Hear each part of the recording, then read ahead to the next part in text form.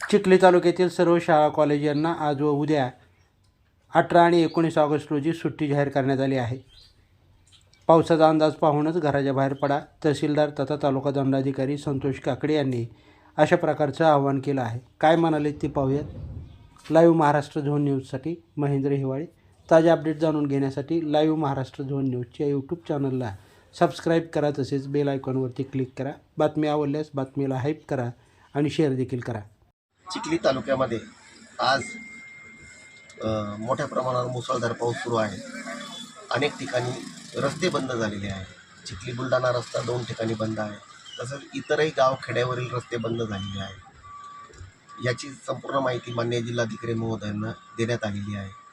त्यांच्याच सूचनेवरून मी तहसीलदार तथा तालुका दंडाधिकारी आज व उद्या चिखली तालुक्यातील सर्व शाळा कॉलेज यांना सुट्टी जाहीर करत आहे.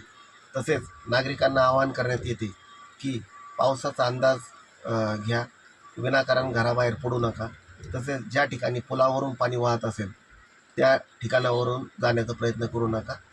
धन्यवाद.